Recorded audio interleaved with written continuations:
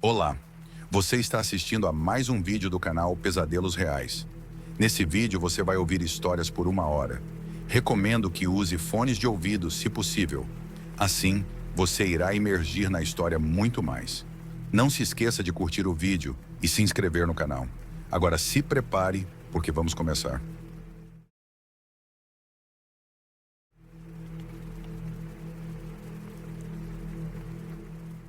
Dizem por aí que a vida dá muitas voltas.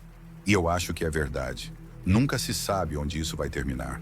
Você acorda em um lugar, dorme em outro, e às vezes nem te dão a chance de escolher. Não é que eu queira me justificar, mas estou convencido de que fui vítima do destino e da sorte. Ou talvez tenha sido o próprio demônio que me escolheu para fazer esses trabalhos que vão contra as leis de Deus. Não direi meu nome, porque isso me traria mais de um problema. Por isso, mudei de localização e também o nome dos outros envolvidos. Esclarecendo este ponto, vou começar com a história. Nunca entrei no computador para pesquisar estatísticas, mas tenho certeza de que no Brasil há mais pessoas pobres e ferradas do que ricas. Na verdade, há mais pobres do que pessoas de classe média. Conheço muitas pessoas que vivem com o mínimo do mínimo e que não podem se dar ao luxo de ter um filho doente ou uma filha que precise de vestidos ou sapatos. Eu nasci em uma família dessas que vivem dia após dia, e muitas vezes passamos por dificuldades. Todos vivendo em um só quarto. Peguei os trabalhos que apareciam sem reclamar, mas sempre tive aquela vontade de querer mais. Como muita gente, eu gostava de histórias de terror, porque me despertava a curiosidade de saber se essas coisas realmente existiam ou não. Eu imaginava que, no dia em que algo me escolhesse, eu sentiria muito medo, mas não foi assim. Demorou para eu perceber que o que eu tinha visto era um espírito. Há 10 anos fiquei sem trabalho. Procurei serviços de pedreiro, encanador e eletricista. A gente aprende muitas coisas quando precisa ser pau para toda obra. O problema é que, por mais que eu procurasse, ninguém me contratava. Estava muito desanimado, pois não queria ser um peso para meus pais, que já eram idosos. Lembro-me de que, uma tarde, eu estava deitado na cama, pensando em como fazer para conseguir dinheiro, quando minha irmã mais velha chegou.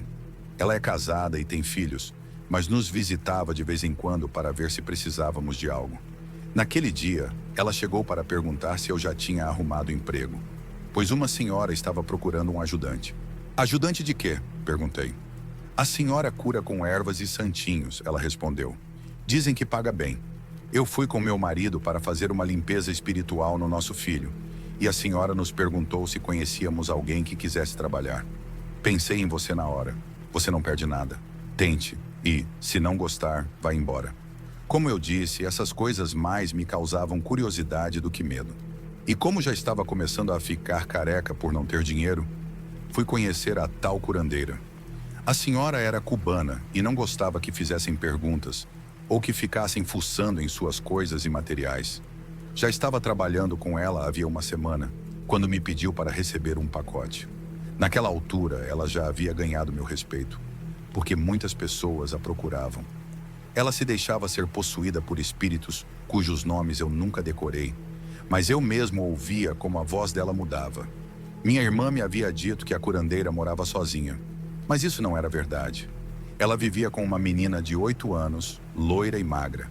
Nunca falei com a garota porque não queria que me interpretassem mal. Além disso, a menina não se envolvia muito nos rituais, que eram minha principal ocupação. Meu trabalho era apenas limpar a sala onde ela atendia as pessoas e não ir além de onde ela vivia. Um dia, a senhora me pediu para buscar um pacote que chegaria à noite.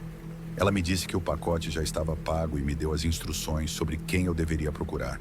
Também me pediu para não abrir nada nem fazer perguntas. Antes de sair, vi a menina loira parada ao lado da senhora.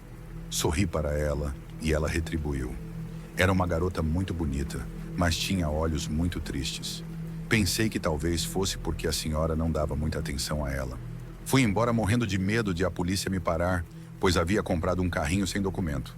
Naquela semana cheguei a uma área vazia, cheia de mato, e esperei por cerca de 1 hora. Achei que o homem não apareceria, quando, de repente, bateram na janela do carro. Era o homem que entregaria o pacote. Assim que o vi, percebi algo estranho. Ele estava suado e parecia preocupado. Pensei comigo, só falta ele me arrumar uma confusão. Desci o vidro e disse que estava ali a mando da senhora tal para pegar um pacote. O homem respondeu, sabe o que é? Não tive tempo de preparar tudo, mas podemos ir pegar agora. Me acompanhe, porque eu não consigo fazer isso sozinho. Não sei porquê, mas ele parecia acreditar que eu sabia o que estava acontecendo. Ele então disse, então vai comigo ou não? Diga logo, porque está ficando tarde. Eu respondi, está bem, suba e me diga para onde vamos. Dirigimos por cerca de 15 minutos até que percebi que estávamos indo em direção ao cemitério, uma rota bem conhecida na região. Descemos apressados, pois o homem estava com muita pressa. Caminhamos até partes mais afastadas da entrada, onde estava muito escuro. Sem hesitar, ele começou a cavar com uma pá que já estava ali. Eu não entendia o que estava acontecendo, então fiquei calado, apenas observando. Logo o homem me disse para ajudá-lo, porque ele não conseguiria tirar os ossos sozinho. Foi aí que entendi que o pacote que eu ia buscar eram ossos, os ossos humanos. Não soube como reagir, mas o homem me apressava e eu simplesmente obedeci. Perguntei se ele não tinha medo de sermos descobertos, e ele respondeu que era o cuidador do cemitério e que ninguém mais apareceria naquela noite. Se tudo isso já não era impactante o suficiente, fiquei ainda mais chocado ao ver o tamanho do caixão. Era pequeno e cheio de buracos. O homem, percebendo meus pensamentos, disse, isso é por causa dos ratos. Eles acham um jeito de roer a madeira e entrar. Às vezes, a gente encontra cada bicho. Ele abriu o caixão com uma facilidade impressionante, sem que sua mão tremesse ou mostrasse qualquer remorso. Quando tiramos o crânio, ficou claro que era de uma criança. Perguntei a mim mesmo se a mulher havia pedido aquilo, e o homem confirmou. Sim, ela é uma das clientes mais frequentes. E olha, isso é um bom negócio. Não é para qualquer um, mas meu pai fez isso por mais de 30 anos e nunca lhe faltou nada. Se quiser, posso te passar o serviço, mas só se ficar de boca fechada. Ele disse isso colocando os ossos em um saco preto de lixo e me entregou. Quando entrei no carro, minhas mãos tremiam sem parar. Senti que aquilo estava errado, mas ao mesmo tempo percebi que havia cruzado uma barreira sem volta. Enquanto dirigia, algo me assustou para caramba. No banco de trás, uma menina loira estava sentada, olhando fixamente para o saco com os ossos. Caramba, a senhora sabe que você veio comigo? Perguntei. Continuei fazendo perguntas, mas a menina nunca respondeu. Não sei porquê, mas algo começou a me dizer que ela não era deste mundo. E algo também me dizia que os ossos que eu carregava eram dela. Quando cheguei à casa da senhora, a menina desapareceu. Com as mãos ainda tremendo, entreguei o saco e a velha me deu quase R$ 500. Antes de sair, perguntei se por acaso ela tinha uma sobrinha ou alguma parente pequena. Ela riu com sua voz rouca e disse, ah, eles vêm aqui com frequência. Se vai trabalhar comigo, acostume-se. Eles vêm e não saem até que os ossos virem pó. Aquilo foi demais para mim. Pelo menos naquela noite, mal consegui dormir, pensando em tudo o que tinha acontecido e em como aquilo ofendia a Deus. Ao mesmo tempo, pensava na quantidade de dinheiro que poderia ganhar. 2 semanas depois, pedi demissão para a senhora e disse claramente no que eu iria me envolver agora. Ela riu e me disse para não esquecer de dar bons preços. Procurei o cara do cemitério e ele me ensinou algumas regras claras que eu precisava seguir para não levantar suspeitas. O homem faleceu com o tempo e eu tive que procurar outro cemitério para continuar o trabalho. Muitas pessoas procuram esqueletos inteiros, crânios ou algum outro osso para rituais satânicos. Também há quem nos procure para pedidos específicos de hospitais e dentistas. Nunca imaginei o quão lucrativo isso poderia ser. E também o que se vê quando se entra nesse tipo de negócio. Aquela menina loira não foi a última que vi. Já vi coisas muito mais cabeludas que deixariam qualquer um em posição fetal. Mas a gente acaba se acostumando com isso. Além do mais, percebi que essas coisas não ficam comigo. Elas seguem os que recebem seus corpos, como se, mesmo depois da morte, estivessem ligados a eles. Eles se afastam junto com os sacos de lixo que meu filho e eu entregamos. Como mencionei no início, continuo firme na ideia de que não escolhi essa vida. A miséria me levou por caminhos obscuros que eu simplesmente segui para não morrer de fome. Dizem que Deus perdoa todos os pecados de quem se arrepende, mas duvido que ele me perdoe pelo que fiz, pois isso não tem nome. Já me resignei ao fato de que este é o meu destino e que, se terei uma vida após a morte cheia de sofrimento, pelo menos nesta vida, não passarei tantas carências e dificuldades. Essa é uma parte da história que quis compartilhar com vocês.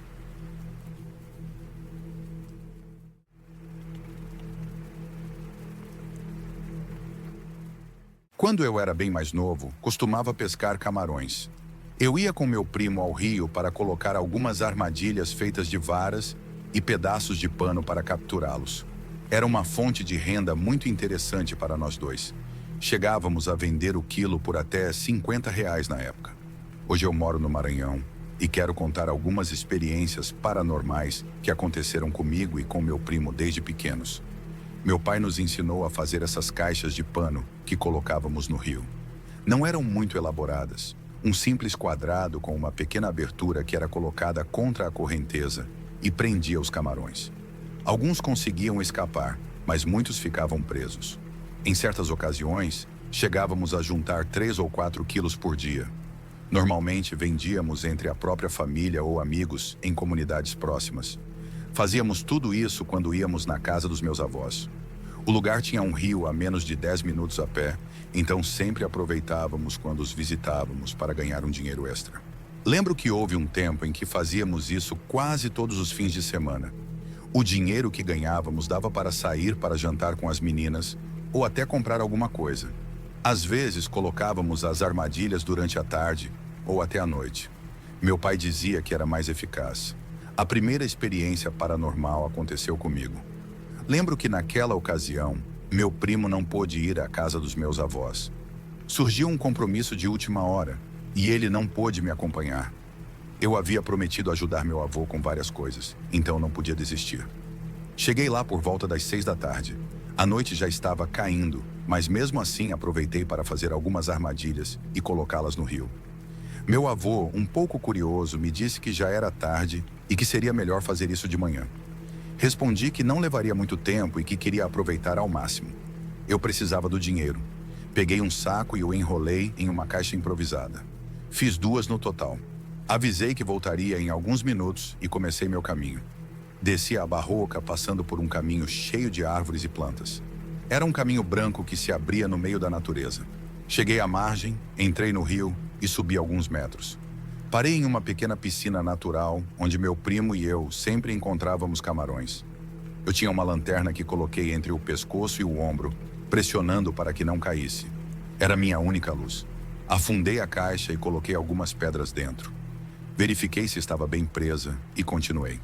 A água estava muito fria e, olhando para frente, só havia sombras. O rio à noite adquiria tons escuros, algo bem assustador para quem não está acostumado. E somando o som da correnteza, ai, piorava tudo. O nível subia a cada passo, chegando um pouco acima da minha cintura. Parei no meio e pensei que aquele era um bom lugar. Procurei onde colocar a caixa. Fiz o mesmo procedimento e verifiquei se resistiria à correnteza. Nesse momento, quase derrubei a lanterna, e foi quando, de repente, percebi que havia alguém na minha frente. Quase caí para trás. Era um homem, ou pelo menos parecia ser. A luz da minha lanterna refletia na sua pele, que era muito branca. Eu não sabia quem era, nunca o tinha visto na vida. Sua pele era muito pálida, parecia que não tinha cor nenhuma, e ele estava completamente vestido de preto. Nem percebi como ele chegou até mim. Eu estava no meio do rio e não o ouvi se aproximar. Fiquei imóvel ali, sem saber o que dizer. Baixei a lanterna, mas mesmo assim, sua pele brilhava. Estou colocando algumas ciladas, disse nervoso. Foi a primeira coisa que me veio à cabeça. Para os camarões, respondeu ele com uma voz muito aguda. Muito aguda mesmo. Parecia anormal e eu me senti desconfortável. Você é daqui, filho? Ele me perguntou sem parar de me encarar. Seus olhos estavam fixos nos meus. Ele não se movia e parecia nem respirar. Sim, meus avós vivem aqui perto, respondi tenso. Você pode me dar um pouco de água? Swing ele perguntou com um sorriso quase imperceptível nos lábios. Você pode me dar um pouco de água? Ele perguntou com um sorriso quase imperceptível nos lábios. Eu não sabia o que dizer.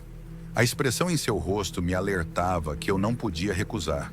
Porém, eu não queria levar um estranho para casa. Meu avô ficaria furioso. Mesmo assim, e com muita dúvida, o convidei. Fiquei parado no meio do rio, olhando para ele. Juro que não conseguia me mexer. Meus músculos não reagiam. Depois de alguns segundos, indiquei que ele me seguisse. Desconfiado, virei de costas para ele. Olhei para trás, tentei me acalmar e continuei a caminhada. Só se passaram alguns segundos quando senti um peso horrível nas costas. Com isso, quero dizer que foi como se uma pessoa tivesse subido em cima de mim. Surpreso, achando que o homem queria me atacar, olhei para trás. Não havia nada além da escuridão da noite. O sujeito havia desaparecido. Mesmo assim, meus joelhos se dobraram. Sacudi as costas, mas o peso não ia embora. Era como se eu estivesse carregando um adulto. Esfreguei com as mãos várias vezes, tentando tirar o que quer que fosse que estivesse ali. Eu estava desesperado. Como era possível sentir algo que eu não podia ver? Meu corpo tremia por inteiro, e a temperatura da água caiu de uma forma que nem sei explicar. Me joguei no rio, achando que, afundando, a sensação desapareceria. Foi ainda pior. Agora estava difícil até ficar de pé. Cuspi a água que engoli, me levantei e fui para a margem. Não sei explicar a terrível sensação de desespero que não me deixava. Mas imagine caminhar no meio da serra escura com a sensação de que está carregando uma pessoa nas costas, mesmo que não haja mais ninguém além de você. Além disso, eu sentia uma queimação no pescoço, como se a respiração de algo batesse na minha pele. Podem me chamar do que quiserem, mas comecei a chorar. Não entendia que merda estava acontecendo comigo. Naquele momento, eu pedia que, por favor, me deixasse em paz. Eu sabia que era aquele homem com quem tinha conversado no rio. Me arrependia de ter aceitado dar-lhe água. Pensei em rezar, mas eu não sabia como. Apesar de ir ao catecismo, nunca tinha aprendido as orações completas. Mesmo assim, fiz o meu melhor e comecei a pedir ajuda. Fazia isso com as próprias palavras. Eu precisava ocupar minha mente com algo. Rezei como pude. Minha voz tremia e soava cansada por causa da caminhada. Minhas roupas estavam molhadas e eu sentia muito frio. Foi a caminhada mais longa que já fiz em toda a minha vida. Os segundos pareciam minutos. Quando pude ver as luzes da casa dos meus avós, comecei a chorar ainda mais. Queria correr, mas não conseguia. Sentia que algo me puxava para trás quando tentava. Quando chegar, vou te dar seu copo de água, mas, por favor, me deixe caminhar. Murmurei, tentando firmar minha voz. Naquele momento, juro por tudo que o peso aliviou um pouco, o que me permitiu andar mais rápido. Passei pelas galinhas e pelos porcos, e os animais se agitaram e começaram a fazer muito barulho. Eu me perguntava se eles podiam ver o que me acompanhava, se podiam perceber aquela enorme coisa em meus ombros. Continuei andando e pude ver meu avô deitado na rede. Quando passei pelo carro e cheguei à área coberta, senti que todo o peso desapareceu. Foi quase um alívio instantâneo. Meu avô se levantou rapidamente e me perguntou, assustado, o que estava acontecendo. Eu sentia que ia cair no chão. Tudo girava ao meu redor. Ele pediu que eu me sentasse, mas não o fiz.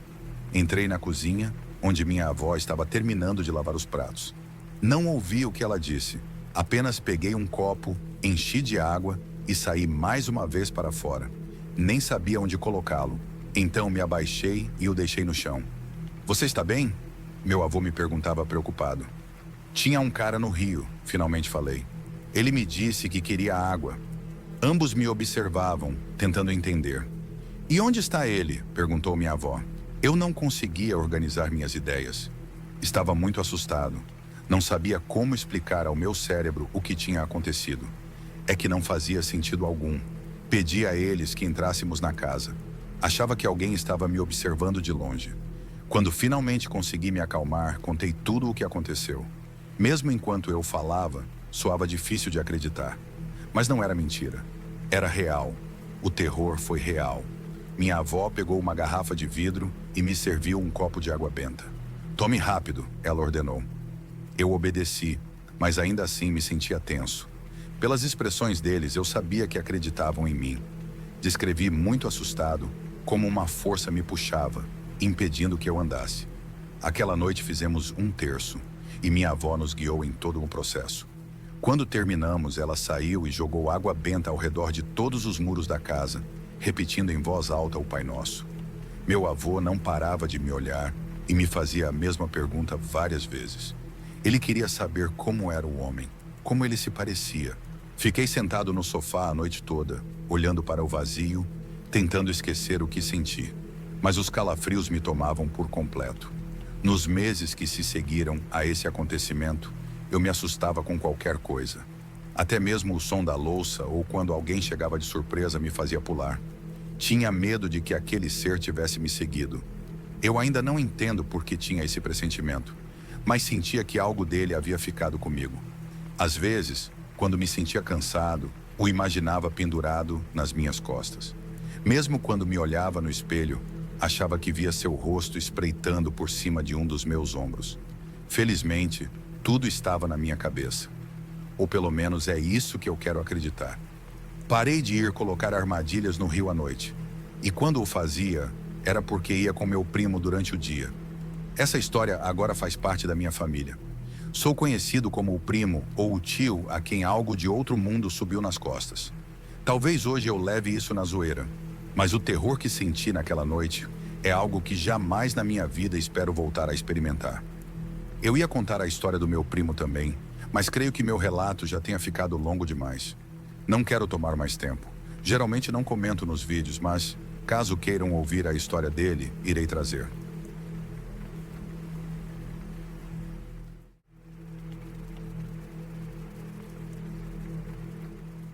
Olá, pessoal. Meu nome é Alessandra.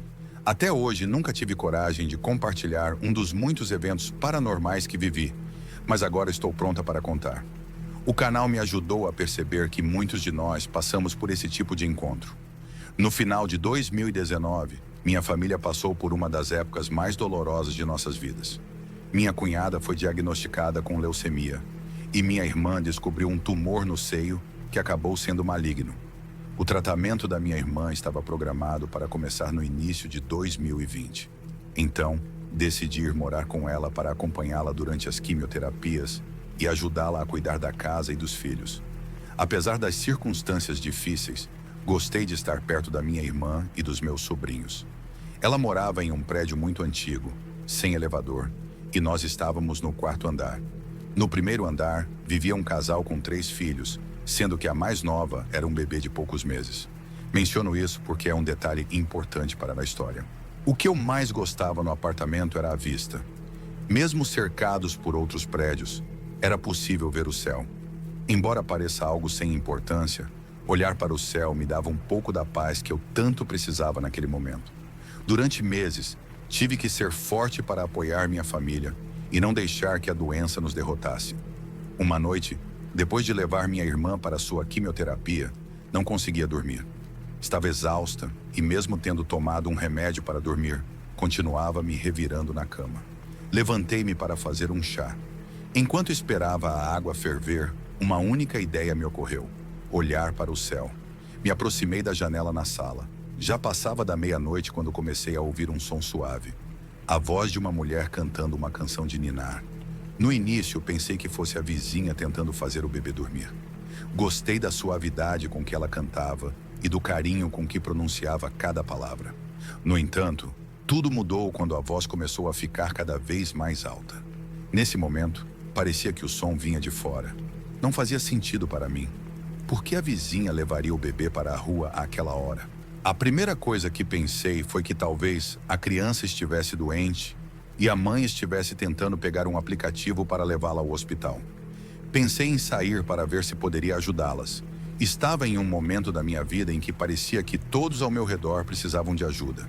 Mas quando toquei na maçaneta para abrir a porta, ouvi aquela mesma voz cantando bem ao meu lado, no meu ouvido. Eu estava paralisada de medo. Quando finalmente consegui me mover, olhei ao redor para tentar ver quem estava ali, mas não havia ninguém.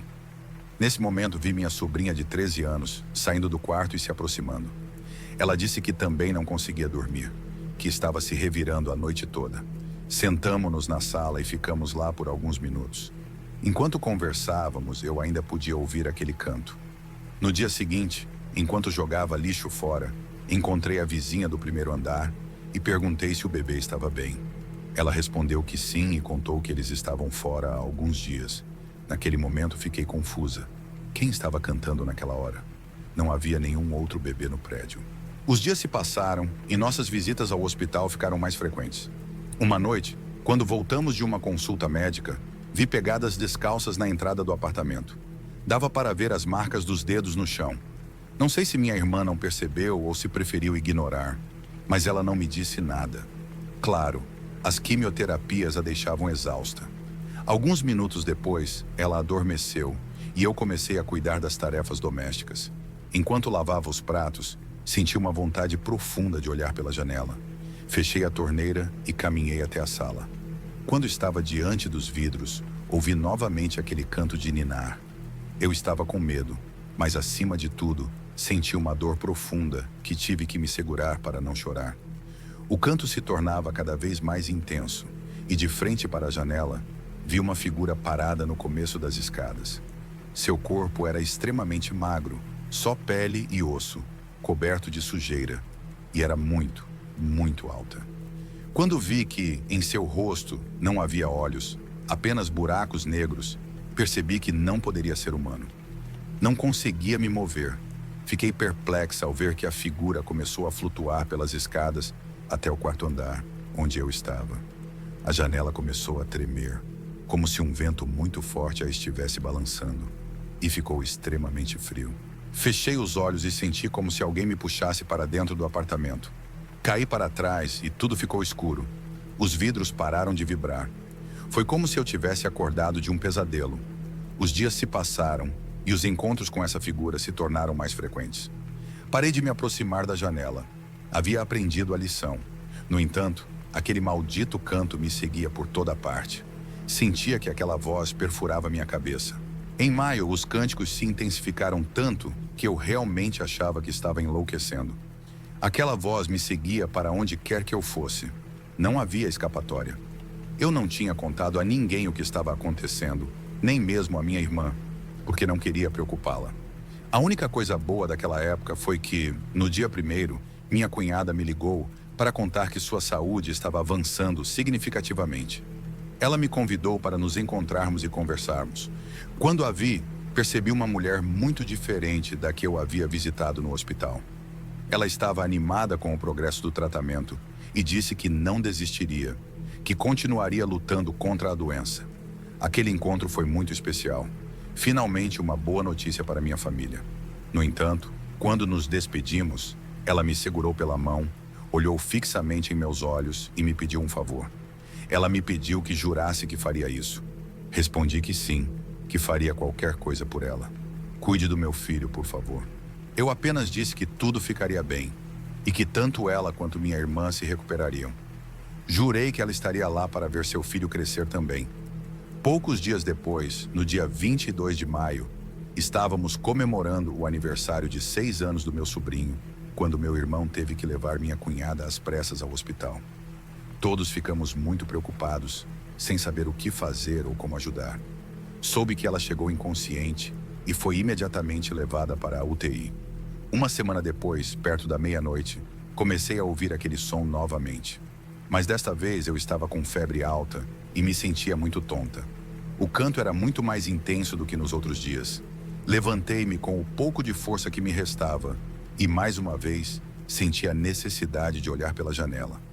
Não sei porquê, mas algo me atraía para fora.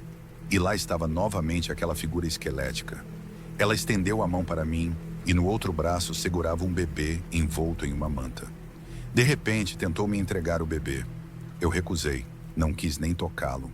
Estava exausta e só consegui caminhar até o sofá para me deitar e tentar descansar. Achei que estava delirando por causa da febre, pois ouvia o choro de um bebê ao meu lado e o som era mais forte do que nunca.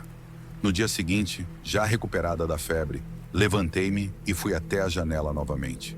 Vi que os vidros e as grades estavam sujos, cobertos de terra. Quis com todas as forças não dar importância. Tentei encontrar uma explicação lógica, embora soubesse que não havia. Eu havia limpado a casa inteira no dia anterior. Às 9 da manhã, Meu telefone tocou e atendi. Oi, reconheci a voz. Era meu irmão. Irmã, você está me ouvindo? Respondi que sim e ele continuou. Aconteceu algo. Minha esposa não resistiu. A notícia abalou a todos na família. Poucos dias antes, ela estava se recuperando tão bem. Meu irmão me pediu para cuidar do meu sobrinho enquanto ele resolvia os trâmites do funeral. Fui buscar meu sobrinho. Quando me aproximei dele, fiquei em choque ao ver que sua coberta era da mesma cor que a manta em que estava enrolado o bebê daquela aparição. Quando abracei meu sobrinho, ele começou a chorar. Ainda não tínhamos contado a ele o que havia acontecido com sua mãe, mas senti que de alguma forma ele já sabia. Reconheci o choro dele. Eu tinha escutado esse mesmo choro na noite anterior, quando me deitei na sala. Naquele momento, percebi que não tinha tido alucinações por causa da febre. Tudo tinha sido real. Então, o que eu estava me preparando para enfrentar? Uma mensageira da morte. Toda a família estava de luto. Foi uma perda dolorosa. Ela era tão jovem. Ver meu sobrinho sofrer me destruía por dentro. Foi uma fase muito difícil para todos. Depois do funeral, não voltei a ver aquilo que me atormentava. Durante vários meses, as coisas continuaram como antes. Apesar da dor, eu precisava ser forte para cuidar da minha irmã e dos meus sobrinhos. No entanto, em novembro, ouvi novamente aquele arrulho, mas dessa vez decidi ignorá-lo. Inferno, me deixe em paz, idiota, eu disse em voz alta. Não gostaria de repetir as outras coisas que eu disse.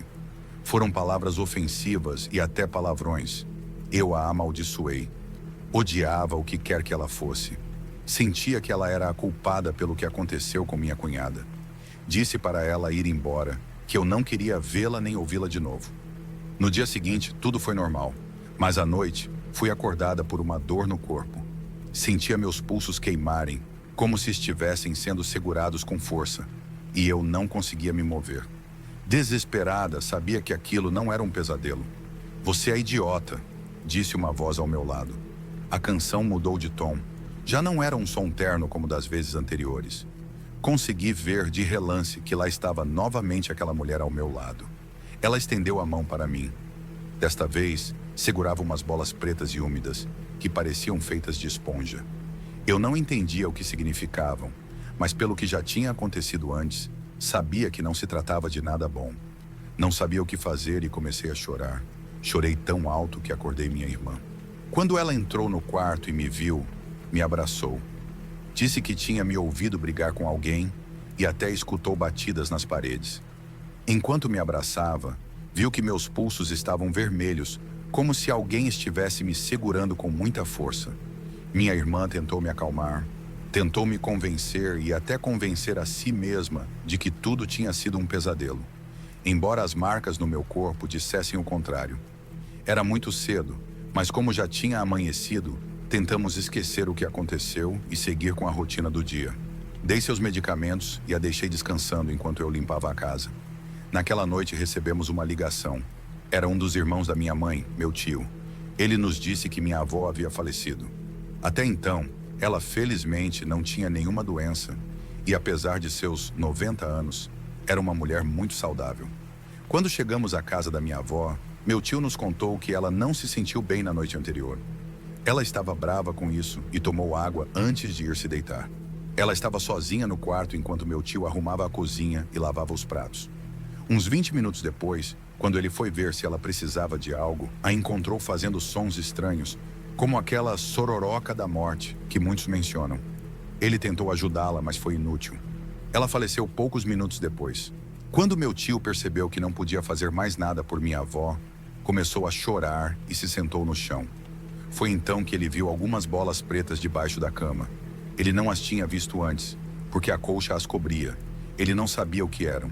Quando as pegou, viu que estavam cobertas de saliva, como se minha avó tivesse guardado na boca. Meu tio nos mostrou as bolas, e eram idênticas à que eu tinha visto. Claro, eu não disse nada. Como poderia explicar o que estava acontecendo? Quem acreditaria em mim? E novamente me perguntei, quem era esse ser? Eu mesma não conseguia entender a situação. Será que ela me procurava para me avisar sobre a morte de algum membro da minha família? Ela era a própria morte ou era uma de suas aliadas? Não sei como chamá-la, nem como me dirigir a ela.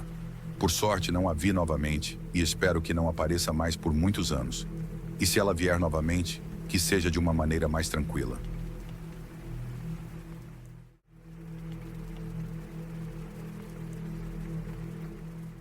Me chamo Mai e gostaria de compartilhar algumas histórias de quando fiz estágio na universidade. Estou enviando elas para que mais pessoas as conheçam. E, se alguém estiver passando por uma situação semelhante, talvez encontre algum consolo. Sempre fui muito sensível a esse tipo de coisa, o que inicialmente pensei ser uma bênção, mas definitivamente não é. Para mim foi uma maldição completa. Na minha universidade, é exigido 2 anos de estágio e, por questões familiares e econômicas, decidi fazer esse estágio na prefeitura do meu município. Comecei em abril de 2017. Fui designada para a área de tesouraria, onde pensei que meu trabalho seria apenas tirar cópias, como geralmente acontece com estagiários. Mas por sorte me enganei. Deram-me uma mesa e um computador. Eu era uma trabalhadora a mais na prefeitura, embora com metade do salário, claro. No final de junho, o então prefeito reuniu-os da área onde eu trabalhava e disse: "Quero uma auditoria dos cemitérios da sede do município. Revisem medidas, gavetas, proprietários, pagamentos, tudo." Havia um total de 4 cemitérios e, por ser a estagiária, fui encarregada de auditar 2 deles. Por essa razão, me armei com um caderno e uma caneta. E assim comecei o trabalho.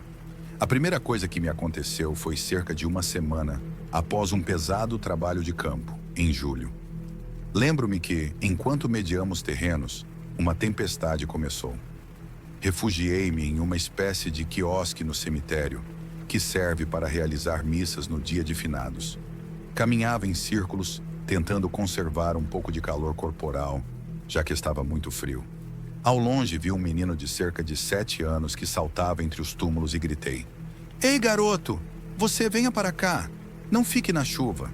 Ele se virou para me olhar e começou a pular em direção ao quiosque. Parou ao pé das escadas onde eu estava e disse: "Não consigo subir. Venha me buscar para me levar até minha mãe."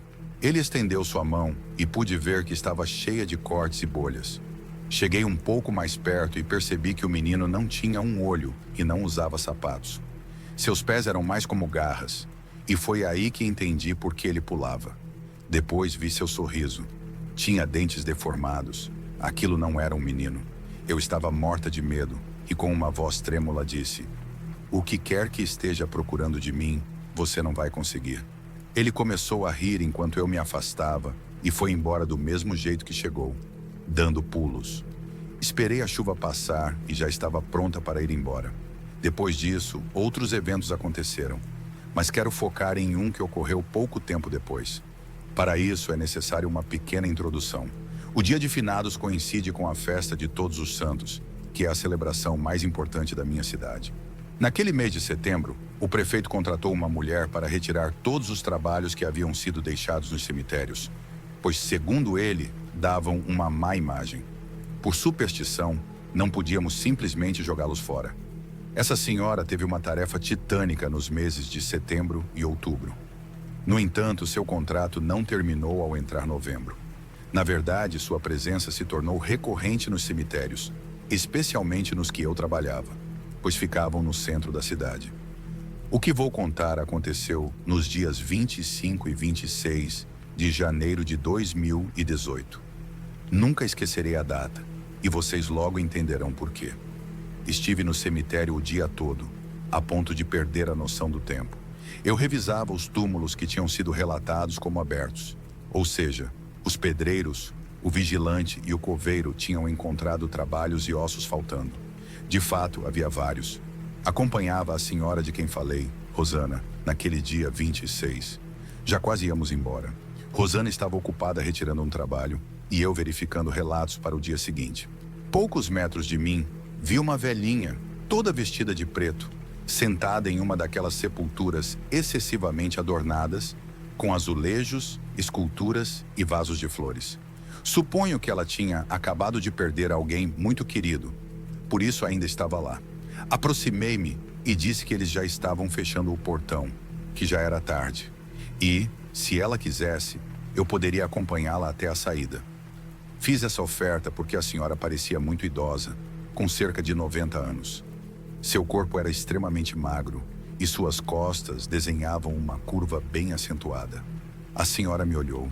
Seus olhos eram muito estranhos, como os de alguém cego. Mas eu sabia que ela me via, embora fosse impossível que pudesse enxergar algo com aqueles olhos brancos e vazios.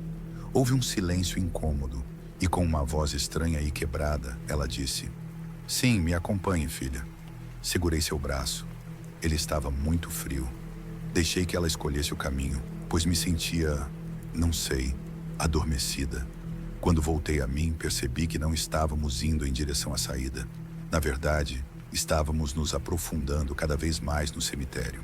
Além disso, a velhinha não andava como uma senhora. Estávamos caminhando muito rápido. Era estranho. Senti muito medo e quis me soltar, mas cada vez que tentava, a velhinha apertava mais forte, a ponto de me machucar. Não sei de onde Rosana apareceu, mas ela foi minha salvação. Não sei o que teria acontecido se ela não tivesse chegado. Ela se colocou na frente da senhora, impedindo-a de continuar caminhando, e a encarou diretamente nos olhos. Ela retirou com violência o braço da senhora do meu e me puxou para junto dela, andando de costas para não perder a velha de vista. Eu comecei a sentir um sono muito forte e, ao mesmo tempo, muito estranho. Rosana repetia várias vezes: "Você não pode dormir. Fique acordada, menina." Não lembro em que momento perdi de vista a figura da velhinha, mas poderia jurar que ela entrou em uma cova que estava aberta. Saímos do cemitério e Rosana examinou meu braço. Foi quando percebemos que aquela senhora havia cravado as unhas em mim e deixado terra nas feridas. Rosana tirou algumas ervas do carro e me deu água para beber. Tinha um gosto muito amargo, igual ao de um chá. Então, finalmente fomos embora. Fizemos o caminho em completo silêncio. Ela me deixou perto de casa, deu seu endereço e disse: "Venha amanhã à minha casa, bem cedo, antes do trabalho. Vou terminar de te limpar." Obviamente, eu não entendi nada, mas disse que iria. Ainda estava bastante nervosa. Em casa não disse nada porque sabia que não iriam acreditar em mim. Antes das 8 da noite, já não conseguia mais aguentar o sono. Disse à minha mãe que estava me sentindo um pouco doente e pedi que ela cuidasse do meu filho. Naquela noite, tive tantos pesadelos que acordava a cada poucos segundos. O pior era que, cada vez que eu acordava, achava que ouvia batidas nas janelas. Isso definitivamente não era possível, porque meu quarto fica na parte de cima e não há casas vizinhas. Também acho que ouvi passos nas escadas e arranhões no telhado. Embora eu tenha certeza de que tudo foi real, ainda tenho a esperança de ter sonhado. De manhã, antes de sair de casa, minha mãe me perguntou, um pouco irritada, com quem eu tinha falado à noite. Respondi assustada que com ninguém, que tinha dormido profundamente. Mas ela jurou que ouviu vozes no meu quarto. Fui à casa da Rosana e ela começou a fazer a limpeza em mim. Eu só a via rezando, queimando coisas e passando ervas pelo meu corpo. De repente, comecei a vomitar. Vomitei uma massa escura e ali pude distinguir uma fita e um pedaço de madeira. Eu queria chorar, mas a senhora Rosana me disse que tudo ficaria bem, que nada de ruim aconteceria, pelo menos não como o que havia acontecido no dia anterior. Ela então me olhou bem séria e perguntou se eu já havia tentado retirar minha vida alguma vez. Eu disse que não queria falar sobre isso, que não a conhecia o suficiente para confiar nela com detalhes tão pessoais. Ela me olhou fixamente e disse: "Eu sei que você já tentou.